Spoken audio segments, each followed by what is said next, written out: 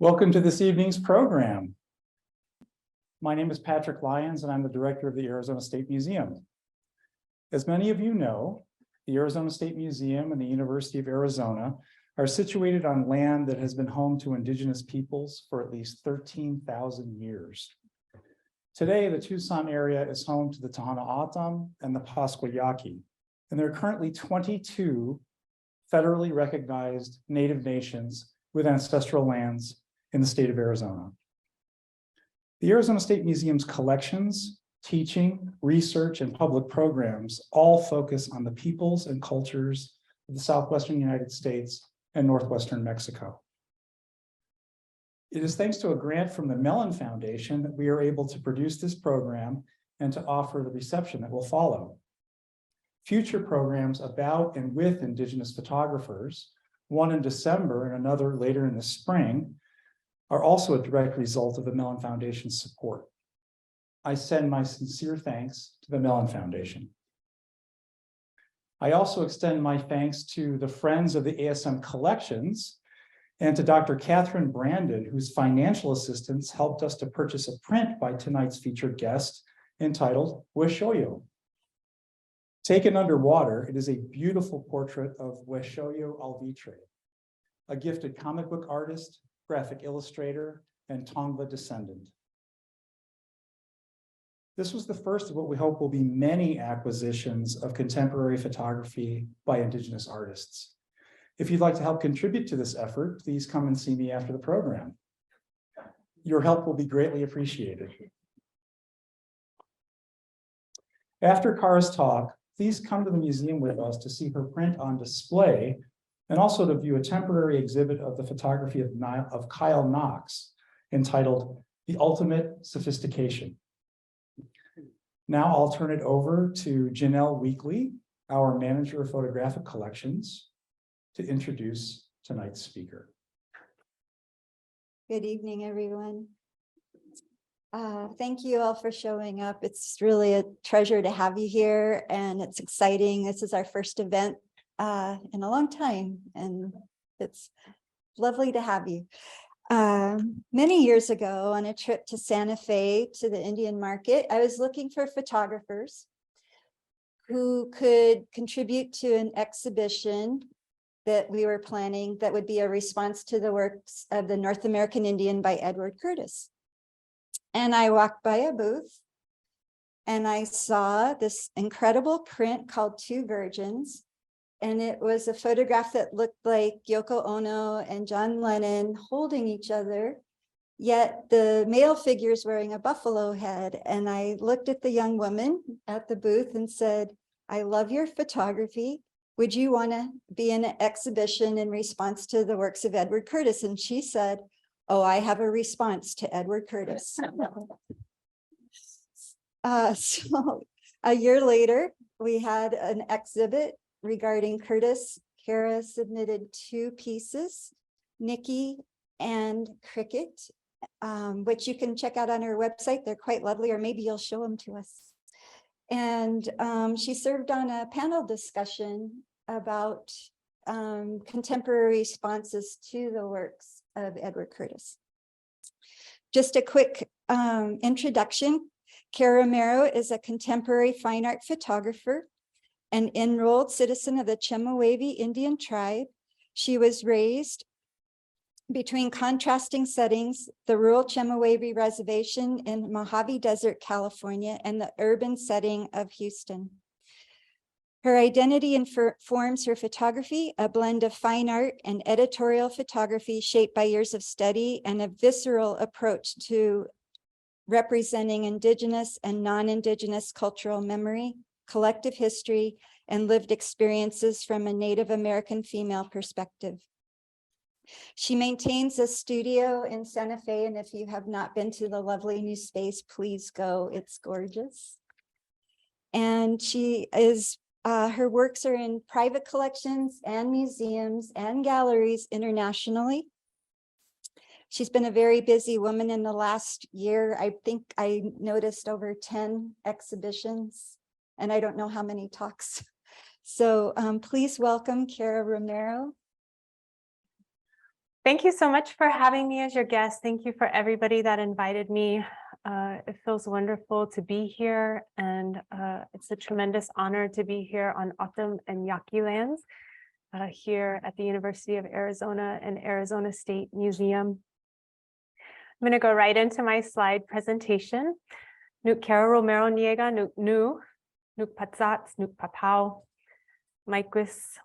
I'm so happy to be here. My name is Cara Romero. I'm a contemporary fine art photographer, an enrolled citizen of the Chemehuevi Indian tribe. I was born to interracial parents in Los Angeles in 1977.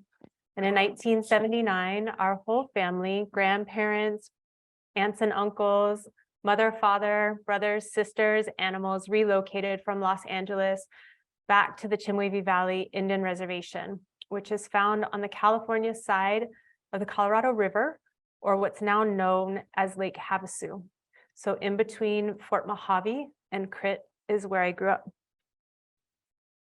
A similar desert to here, the Mojave, we have our own flora and fauna, but similar heat to Tucson. And I grew up in that wild heat along the river in a pretty typical reservation. Back then, in the late 70s and early 80s, there were about 30 original homes after our tribe's reorganization. We're known for our basket weaving. We weave with white willow and devil's claw, and we're known as some of the greatest of the Great Basin basket weavers of California. We still practice the tradition. We still go out and gather, although there's not many basket weavers left. We still hold cultural classes for both language and basketry in our cultural center at Chemehuevi Valley. We have a great amount of gender equity and a great amount of women's leadership in our tribe. The woman on the right in this photograph is my beloved grandmother, and she was the chairwoman of our tribe growing up. As young Chemehuevi women, we're taught that we're able to take up space, that we're able to speak up and use our voice, and that we are have great equality. And often our government is female dominated. I left the reservation in 1983, and my parents had split, and I ended up in a majority minority school district in Houston, Texas. And like a typical kid from a divorced family, I went back and forth between the suburbs of Houston during the school year and Dad's in the summertime on the reservation. And one of the things that I realized very early on off the reservation is that people in the cities really had no good grasp or concept of modern Native American life. It starts in elementary school for most Native American students. We face a lot of racism in holidays formerly known as Columbus Day or on Thanksgiving, or in the 2 or 3 pages that we might have seen in the history books. And it never ceased to amaze me or violate my sensibilities how different the things that we saw in school were from my lived experience back home on the reservation. And so I think I knew from a very early age that I wanted to tell the story of my family, the great gap in photographic and ethnographic and anthropologic history that was missing, that I grew up with in shoe boxes of photos and around the family dinner table and on the reservation that couldn't be found anywhere in academia or media or in Hollywood.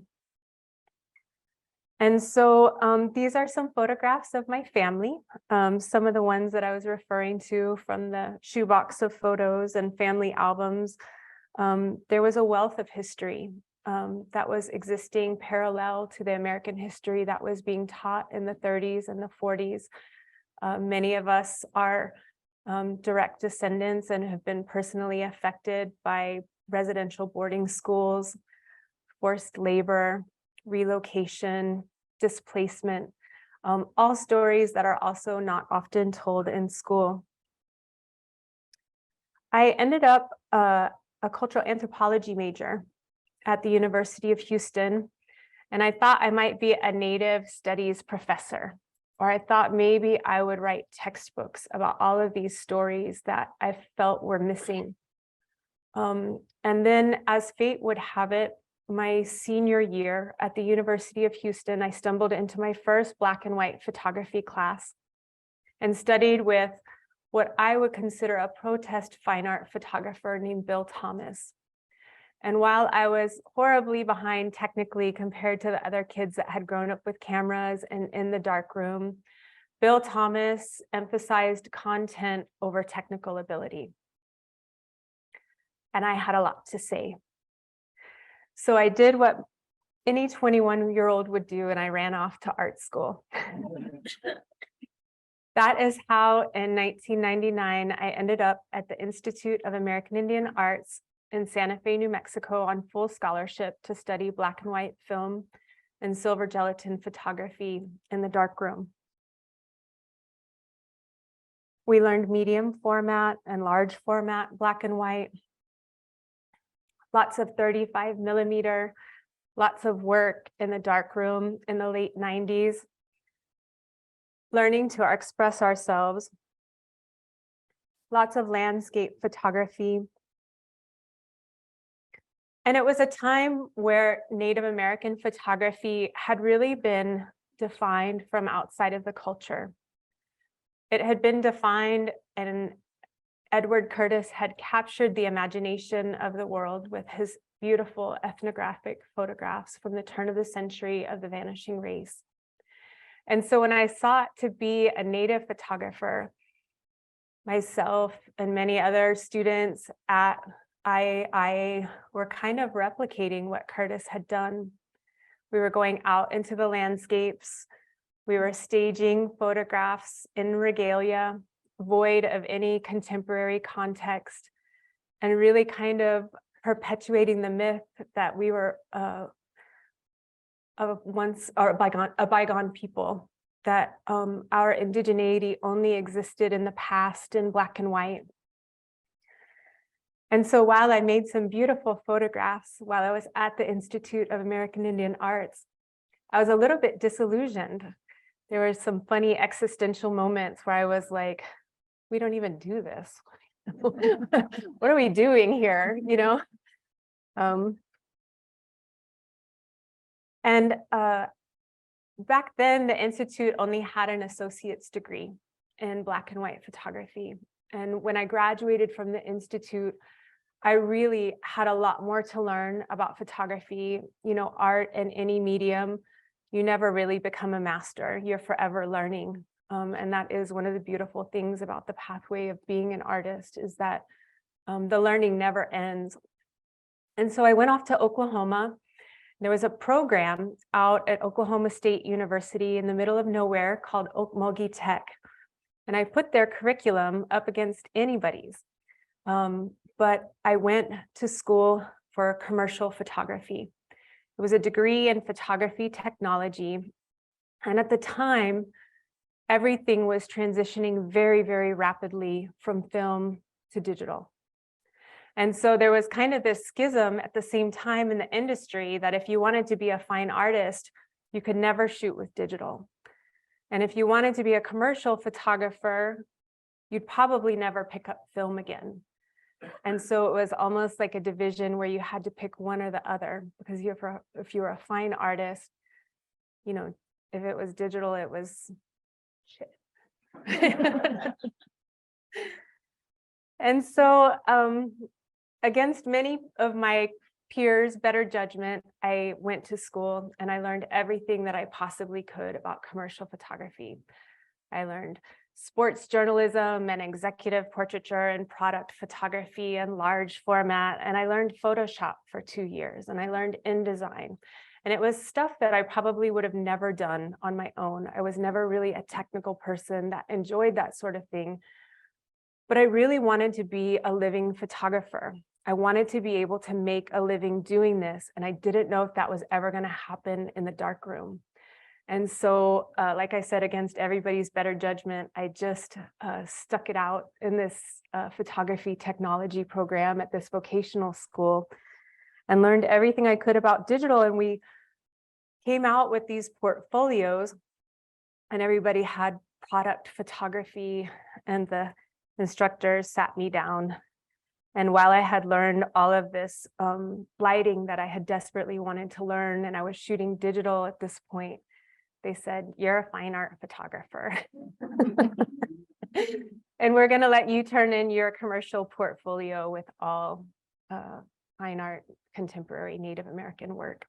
And so I graduated from the commercial school, and I ended up going back to my reservation and working for my tribe. This was some of my first digital work. I still hadn't found my voice yet, and felt that the representation was still missing for the contemporary. And right about when I met Janelle, I had entered back into the Santa Fe Indian market and into the contemporary art market. And I was really trying to find my voice.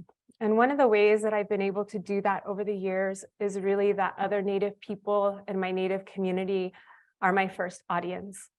If it doesn't make sense to us, then it doesn't make sense outside of the community. And that's what had kind of been missing. I didn't really want to use the camera as a weapon to take from my culture.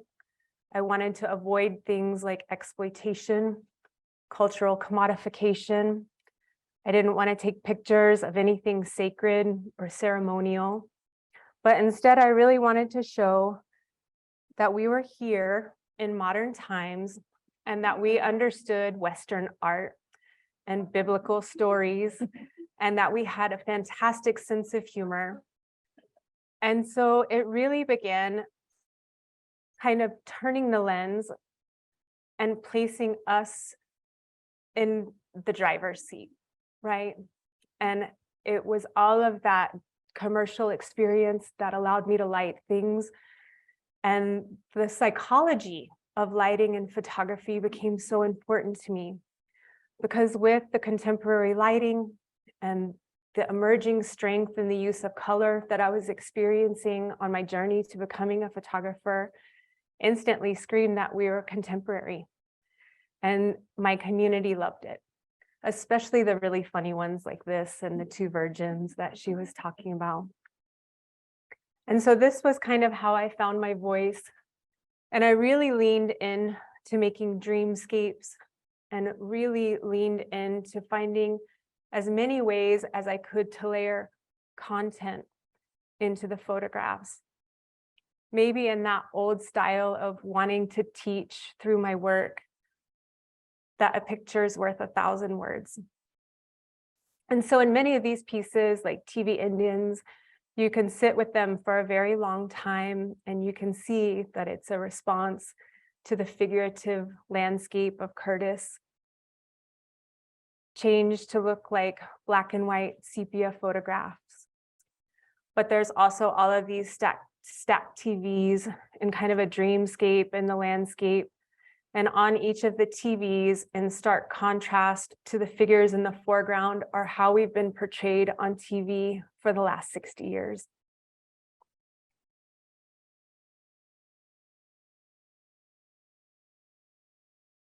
I continued to blend the use of the commercial photography and lighting and use of color, and told stories that were relevant to my own community.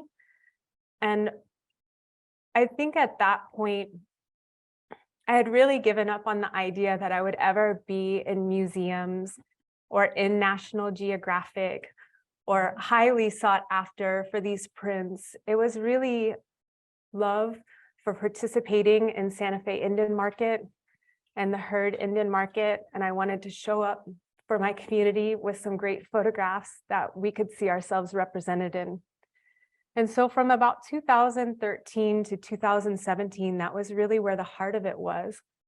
And then the ironic things started happening, like this one ended up in the first National Geographic issue where Native photographers portrayed themselves. I continued to fuse pop cultural references with our indigeneity to show how some things never change and are ever permanent, but that our culture comes through time with us. And so this was a really great way to show that, again, we had sense of humor and we're contemporary people. As Native people, our cultural landscape is incredibly important to us, no matter where we're from. Our bones come from that place. And it's a very distinct relationship to our landscape, one that we are inseparable from. And so when our landscape experiences development and destruction and resource extraction, we as Native peoples and all of our spirits that are in the landscape also experience destruction and extraction.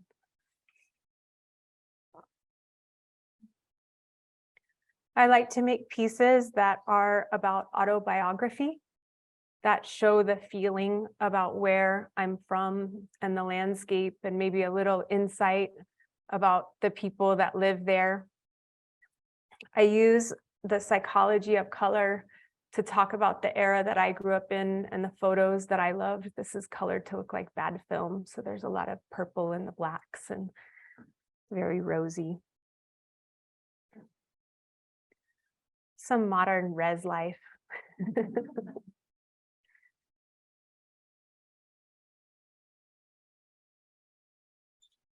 How we're inseparable from our landscape and how our mythos comes through us, through time with us.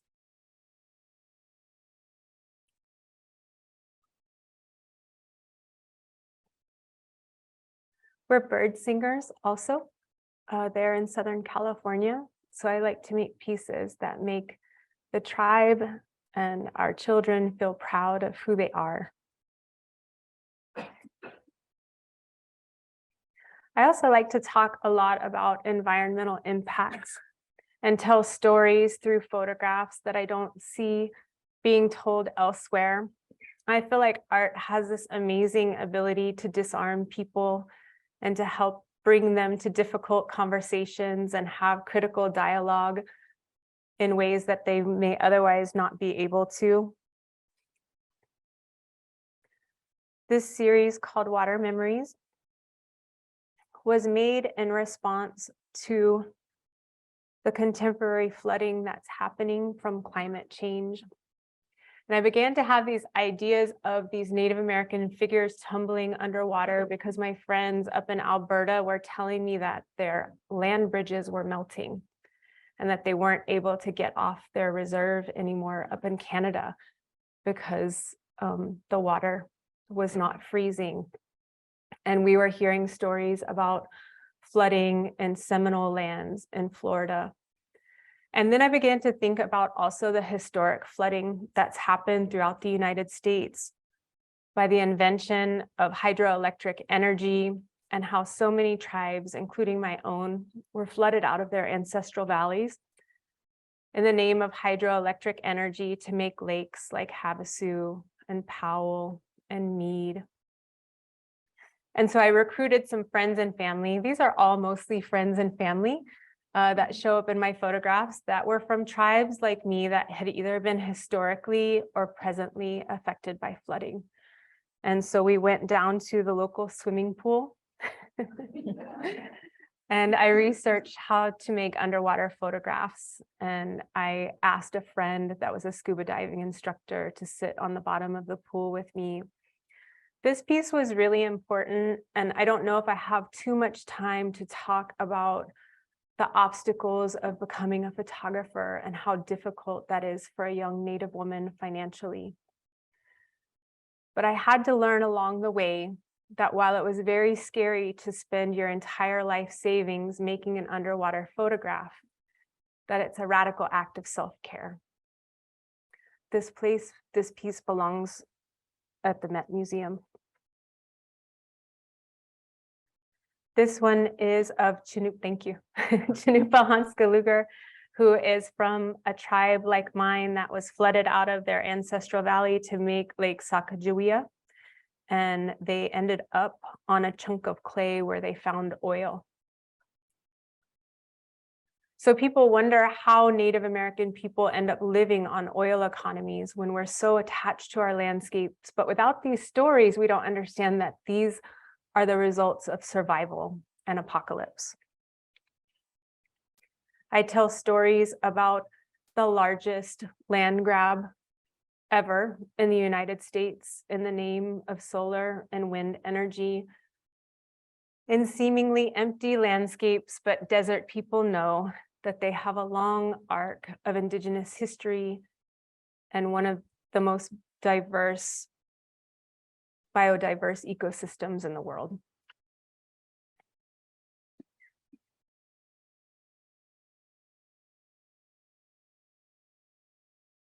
I respond to political landscape and oppose violent walls to the southern border. These pieces were the panoramic format is part of the Desert X Biennial. So all of these appeared on billboards between Palm Springs and LA for 4 months in 2019, where 25 international artists were invited to respond to the landscape. And so that first one, Evolvers, was one of them. No Wall was one of them. Indian Canyon was one of them.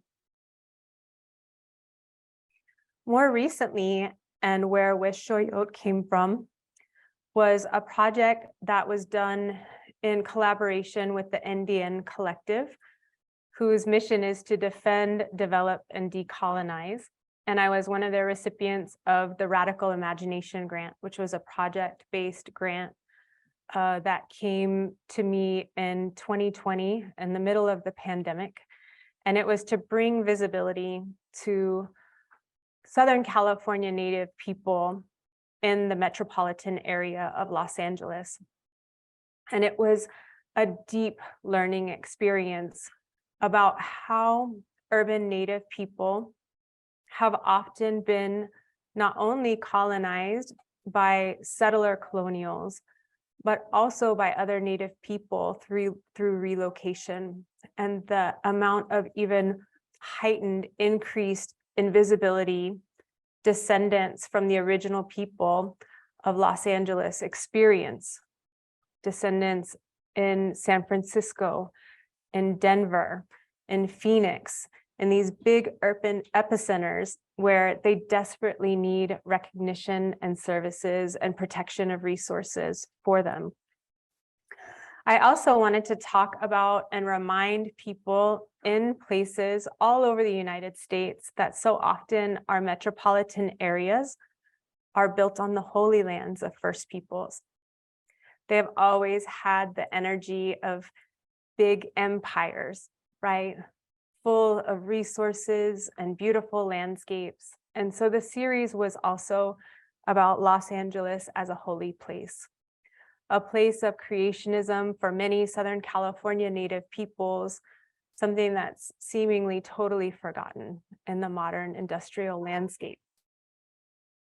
I also wanted to remind people about the removal of California First Peoples from the coast in the name of oil and gold. It was the reason why 55 treaties were never ratified in California. It was by no mistake that these places were the richest in both oil and gold. And this piece is done of Wishoyot in collaboration with her entire family and community, very gently and very purposefully. And it speaks to just a story about her memory of her grandfather as an abalone diver in the Los Angeles area that predates all of the industrial empire of what Los Angeles is known for today.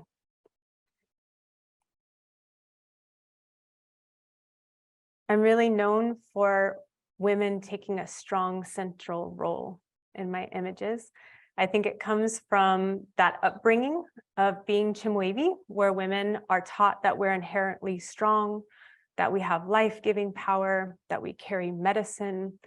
And it was also to counter lowbrow narratives that were seemingly everywhere, taken of Native women from outside of the culture. They were to counter our bodies, and our spirits being othered, and instead taken from a female perspective to show how powerful we are. They tell individual stories of each woman. They're named after the woman they are, not because this represents every Pueblo woman, but because this is about Ka. She is a contemporary clay artist.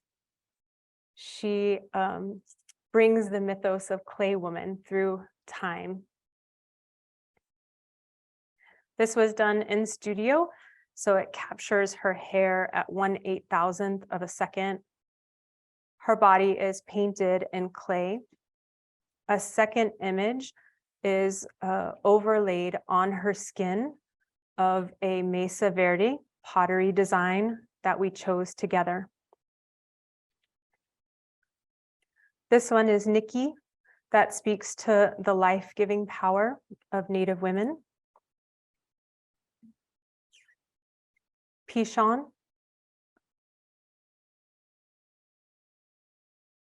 This series is called First American Girls and is a ongoing series where attention to love and detail and historical and contemporary accuracy is placed with each Native American woman from each bioregion. And when they are all together, they show a couple of things. One, our incredible diversity as contemporary women. They show how the arts of traditional regalia come through time, really against all odds. They're big, so you can see the incredible detail. They're lit like high fashion, so you know that this is the high fashion of our people. They show intergenerational love. They show how the regalia emerges from the landscape and the pine cones in California and the shells of the coast. And we pick the colors together about how their doll boxes are going to be designed, because that looks different everywhere too, right? We have the Bristol pine cone design in California that shows up in modern street couture. We've designed it.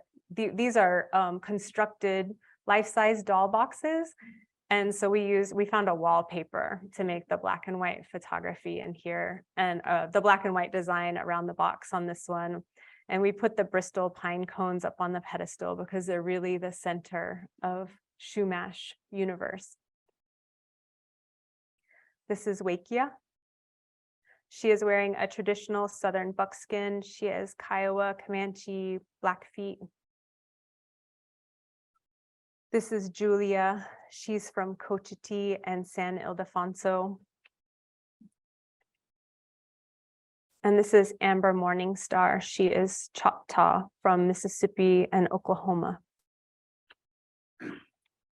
So more recently, I've been working in the genre of Indigenous futurisms. And this has been a genre that I've been watching for a while. And it's important because not only have we come through to be representing ourselves in modern context, but to be able to imagine yourself healthy in the future is something that we're seeing for the first time in Afrofuturism, in Latinx futurism, in Indigenous futurism. And it speaks to health and wellness. These pieces, this one is called Gikandaso, and from her tribe, this is Leah Kolakowski. She's Ojibwe. It means she's knowledgeable. She knows.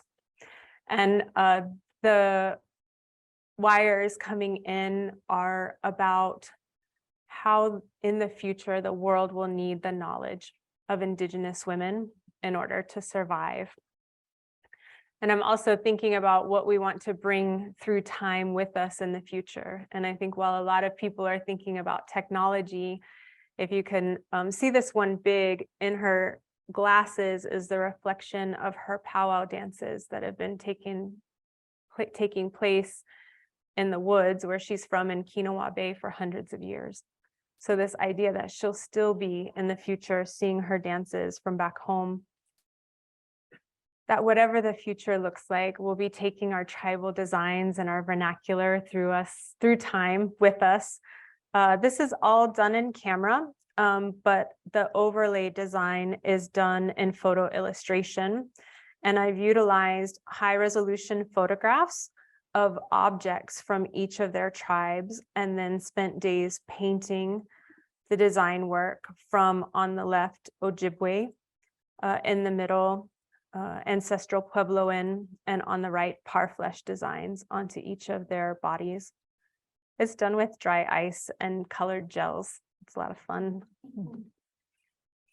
And this one is my most recent in the series of Indigenous futurism. It's called Zenith. And wherever we end up, we'll also be talking about the first technology, Indigenous science, and we will bring our corn with us. I wanted to show a quick behind the scenes video so you can kind of see a little bit about how the Zenith was made. And if it goes by kind of fast, I just want to explain that that old school film knowledge is still incorporated into every photograph. And I'm still trying to do as much as I possibly can in camera. And so when I say I use Photoshop, I use it to make it supernatural and otherworldly, but I'm still trying to do everything in camera that I possibly can. So you'll see in the behind the scenes video that we've spent far too long stringing up corn on fishing line, which is really my absolute favorite part of the process, is to play imagination with my friends and family to come up with these fantastic ideas that you might fall in love with and learn something about where we've been and what we're up to and what we're talking about amongst ourselves. And this is the behind the scenes video.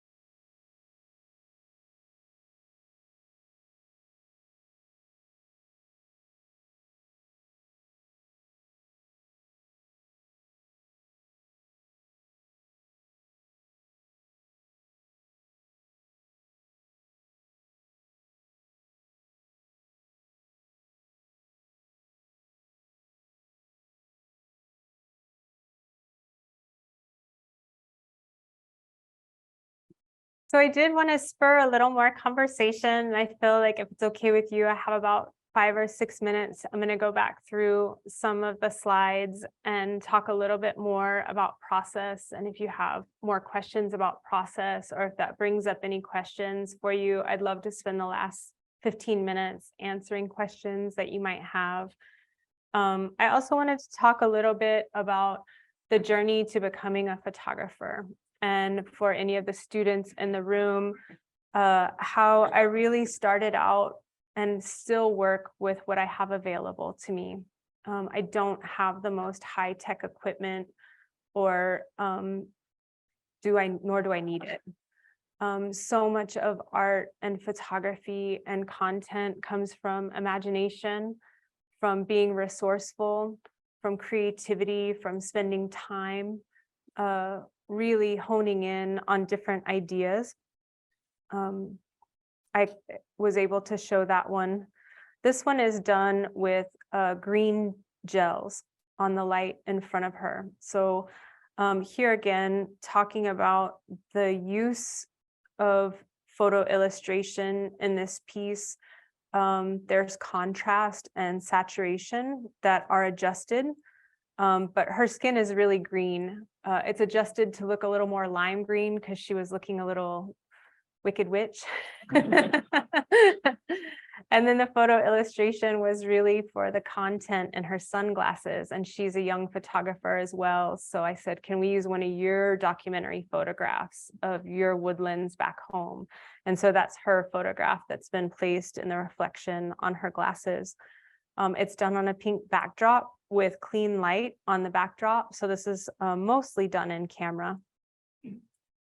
These are hand-built doll boxes. We spent, I think, about 3 days creating the design work. We check in with the tribe. We check in on cultural sensitivity. If we've borrowed a family design, to say, is it okay to use your sash work design from your family? This is her uncle's sash work, and they're worn this way and are made of fabric and white beads. And so we've made an oversized version with black felt and red felt and big kind of like pony beads around the edges. This one is hand painted and collaborated with Diego Romero and Virgil Ortiz to do a accurate called wild spinach design and rain cloud design. They have turquoise and pumpkin clanned there. So we painted her box with pumpkin. This one we've placed the sacred regalia suitcase down in the corner, which is kind of an inside reference to how many of us actually care for our regalia in our sacred suitcase. This one was a lot of fun with intergenerational California girls working on this. We've hung all of these pieces in the back of the doll box, and I take 2 photographs. One, we take the front of the doll box off, so we have no shadows coming in. And then we put the doll box front back on, and we composite the 2, what would have been called negatives, to make a seamless image that's lit beautifully all the way around. But they have stepped inside the doll box to take these photographs. This is old school, just a projector of her parfleche design. It's really kind of interesting. I was really looking at the old black and white work. I've always been in love with John French's fashion photography from like the late 60s, and wanted to do this with a projector to project the tribal designs onto the skin. But I thought it didn't work. A lot of times I'll try an idea and I'll think it's a failure, and I'll have to go back to it and say, no, that wasn't a failure after all. And the reason that I thought it was a failure is because when we used to do slide film and project them, they were kind of seamless and the focus was there. But now we have digital projectors. So when you get up close to this one, you can like see the pixels. But I thought that that's okay. This one is done in my son's room with a junky old set of lights.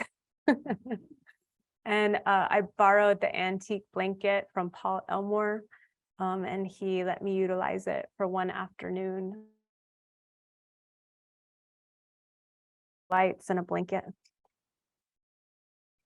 This one was like a little bit more studied, and I talked about how I made this one in order to capture the hair at 1/8,000th of a second. It's like every single one of my lights and all of my studio mates' lights synced up to go off brighter than the sun at one time in order to hit 1/8,000th of a second. And so it's done with it's called like a high speed shutter sync or something like that.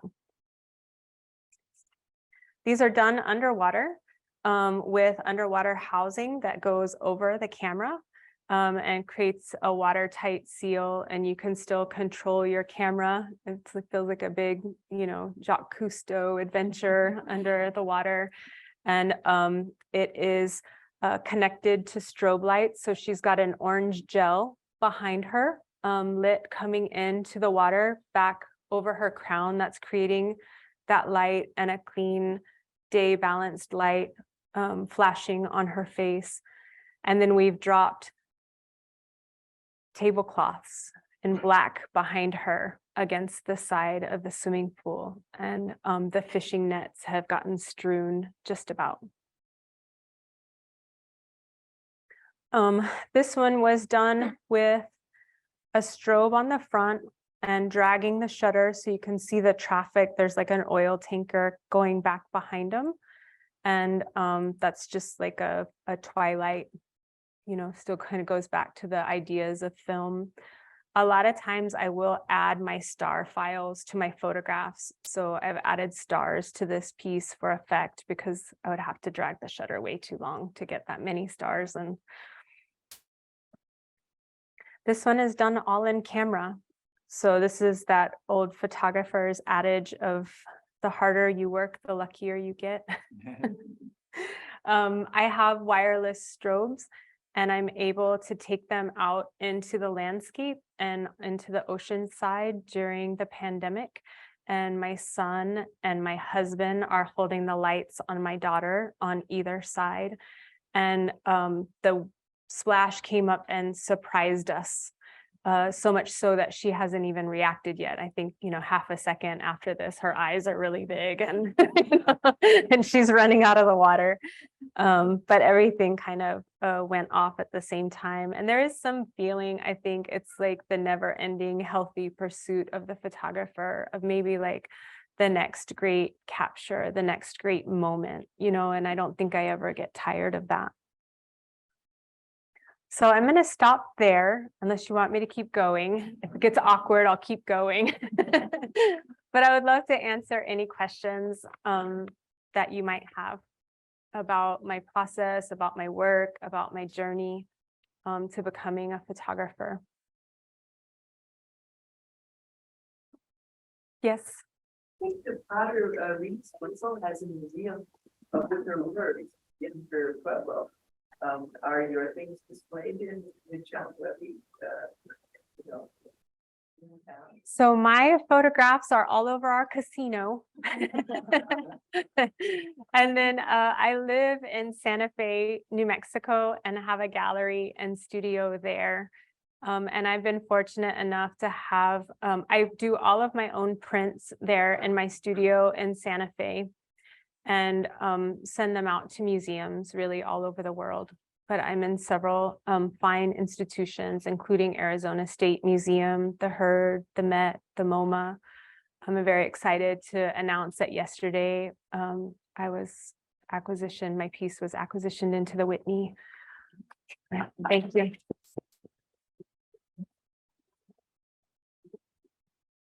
Yes.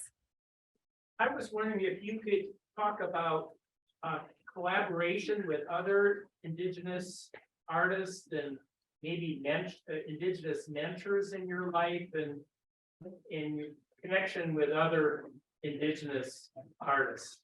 Sure. So I'm the #1 fan of my husband, Diego Romero. And thank you. We talk about art all day long. But he has been wonderful alongside my brother, Mateo Romero. And Mateo was actually my drawing and 2D design teacher 23 years ago, 10 years before I married his brother. And, we have incredible conversations and we critique each other's art and we give our unsolicited opinions about, if it's good and if it's going in the right direction. So we really have great critique around the house. I was kind of an outsider to Native American art. It was not a traditional medium 23 years ago. So it's kind of, the ones that came before me and myself, it was really about being true to self. And really kind of not caring too much about what Native American collections were collecting, because it certainly wasn't photography.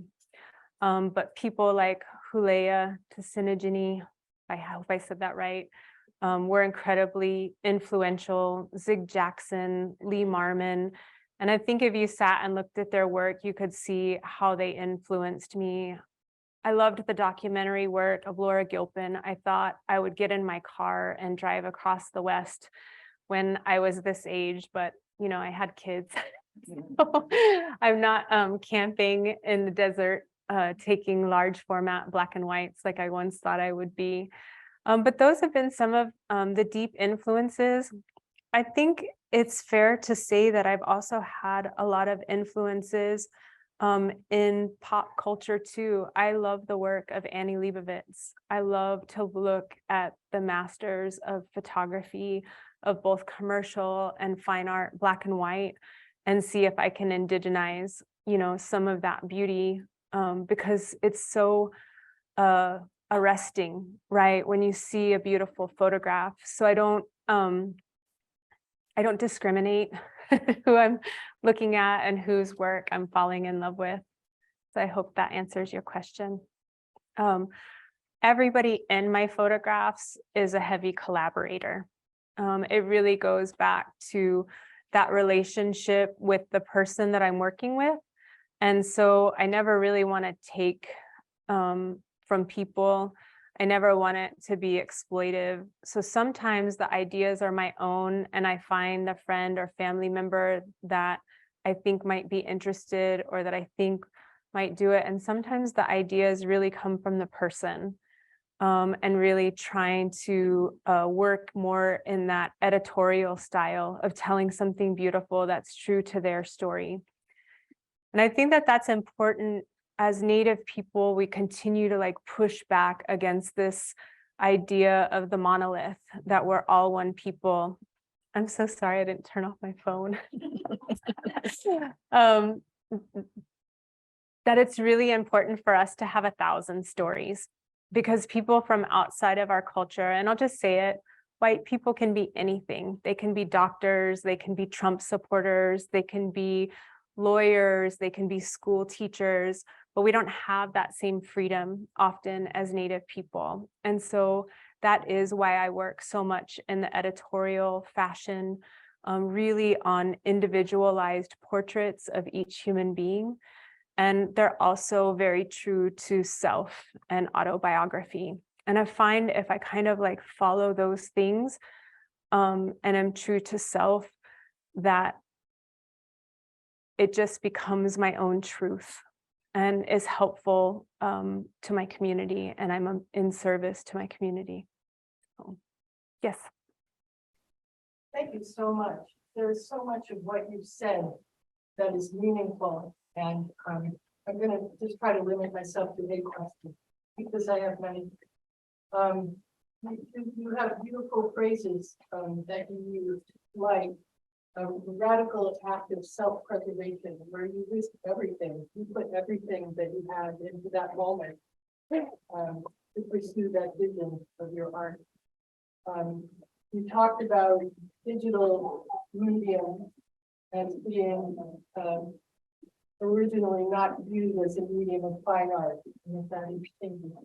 So I guess kind of putting those threads together, and thinking about young women who are thinking about pursuing a career in photography, will they find it easier because of the availability of digital media?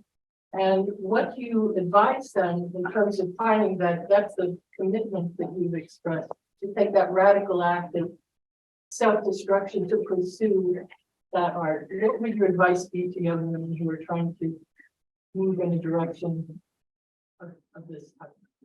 I think that especially if you're from, you know, I hate the term marginalized community, but I think you guys all know what I'm getting at. If you grew up poor, if you grew up from a community of color, if you grew up from an oppressed community, a marginalized community, it's probably like the cost and the limitation of the medium is the #1 reason that we don't get to tell our own stories, you know? And there were so many times that made me want to quit. I would say that you can make amazing art without the best equipment, and that you do have to learn to invest in yourself. That's true for young women, no matter what you're doing, you know, and I think it's doubly hard if you have children. We're really kind of under a lot of pressure to give everything and nothing for ourselves. So I do like to say that it is a radical act of self-care, that you can't be a healthy woman or a healthy mom or a healthy artist unless you've really kind of protected that and said, you know, what I want is important, and I'm gonna, you know, spend my money taking care of myself and my spiritual health. And I think when you're an artist or pursuing art, I mean, life is art. You know, there's so many things that can be art. It doesn't have to be photography. That you have to protect that sacred nature of your creativity, you know, really at all costs. Otherwise, I feel like it's kind of like spiritual suicide or something, you know. So I would say to all the young women and men, if it's applicable, you know, to pursue your dreams and to, you know, learn that investing in yourself is incredibly important, and it will always give back to you. Art has never let me down. It's always been my best friend, and it's always scary. It's still scary to, you know, put aside project money and say, you know, I hope people like this. You know? But they always do. It's always come back to me. And so if I can impart that lesson to have faith in yourself and in your creativity and in the spirituality of art, it will give back to you. Yes. So that the work that you do with your community, but in that divided and they have listen. Have you ever met any resistance with the community? What you're creating? With my community, no. I mean, I'm deeply involved at Chemehuevi, and so everybody's known me since I was a young person. I think it's really interesting being a Native artist. I think people, you know, from other communities, they can just go out and be whatever they want, right? But I think every contemporary Native artist, or maybe every Native artist ever, is held to very strict cultural protocols in their community. And we don't try to break those. So there is, that's why it's deeply important that we tell our own stories, because it's just so nuanced from community to community, stories that you're allowed to tell. I think anytime you're doing cultural work, you're going to make mistakes and not everybody is going to agree with you. But that's why I was kind of talking earlier about, you know, if I'm true to my very own story, that's a good way to be walking a tightrope, you know, with creating work that's cultural. I've made mistakes. I would say, I think I've done things over 25 years that I might not have been authorized to do. And, you know, we've talked about that and kind of sat with it. I will say that I'm glad that I made every single one, you know, and I think that there is an importance for us as Native women or as Native artists to decide if it was okay that I broke that taboo. For me, it's always around the figurative. It's always around the nudity. And I think that it's very important to continue to push back, because I feel personally that that comes from a place of othering and from being told what we're allowed to do with our bodies and what we're not allowed to do.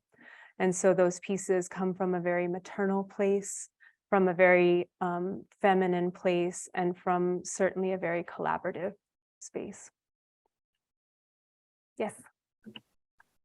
Hi, so my graduates here at University as well as all of this group here.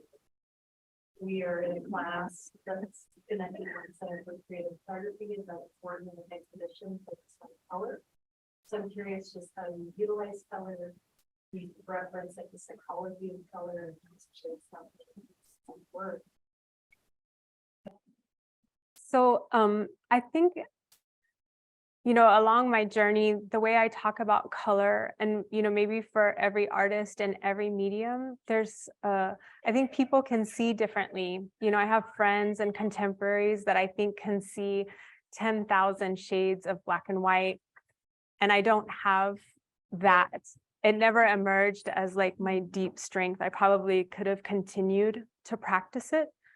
But what did emerge for me was I can hit skin color like that without, like, you know, balancing or asking anybody. I know when it has a little bit of cyan, too much magenta. I know when it's too yellow.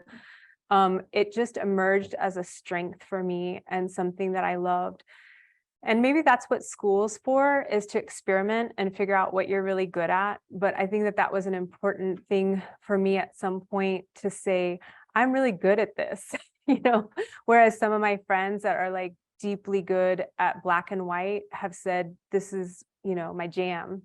Color is my jam. And I do think that it does those things that I like it to do, which is, you know, it's very important for me. With all of the media that young Native people are consuming, to kind of match that contemporary style that we're seeing You know, I really like high contrast, poppy colors, because for me, it just does something with the storytelling. And then there are moments where, you know, there's just, and I work on color last in the process. You know, I think with every single photograph, I do all of the detail work.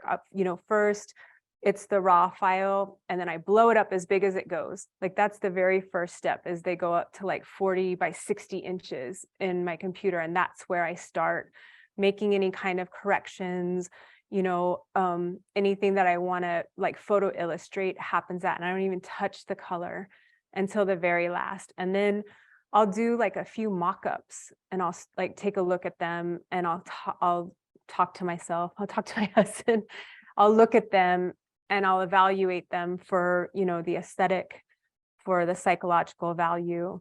You know, I think you can really quickly with color take it too far, you know, especially in Photoshop. Like if things are oversaturated, I'm sorry if you're an oversaturator, but I'm always like, oh, you know, so I tend to like dial it back and always want it to look very human.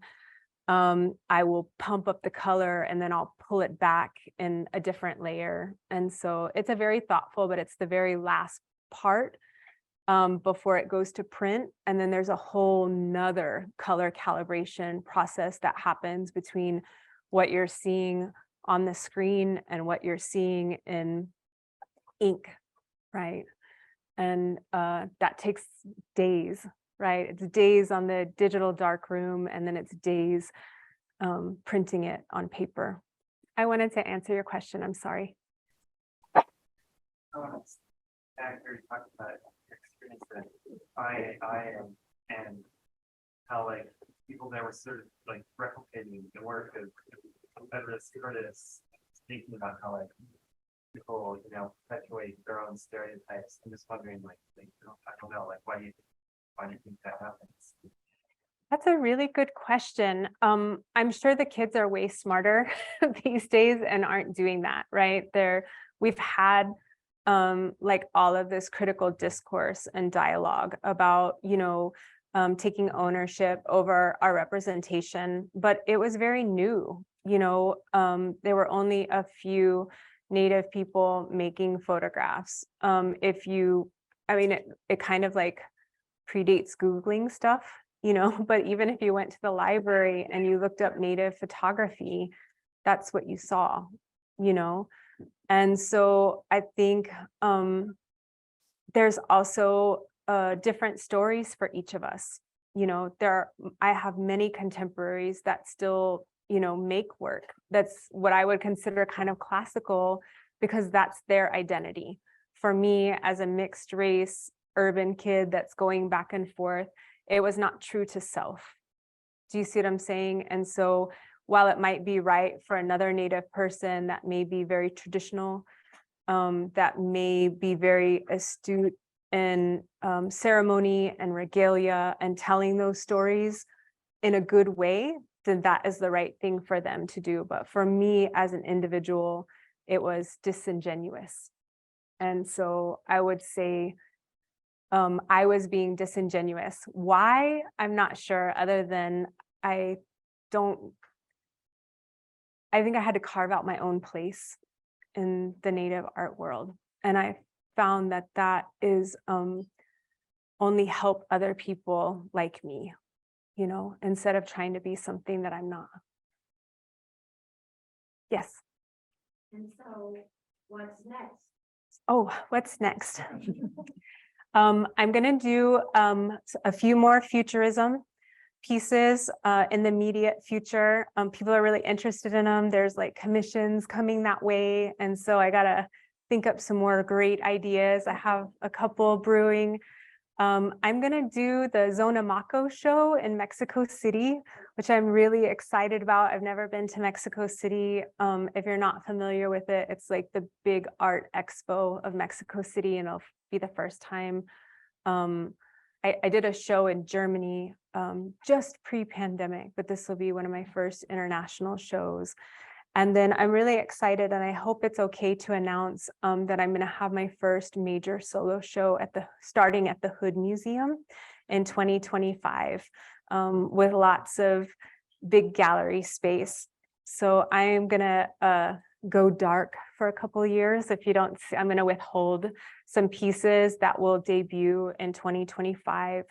I'm gonna work on my first book with over a decade worth of these photographs. I think, you know, I have a pretty wonderful, not only portfolio, but a lot of the stories behind them that need to be documented. And I hope it becomes that full circle of, you know, always wanting to teach about contemporary Indigenous issues.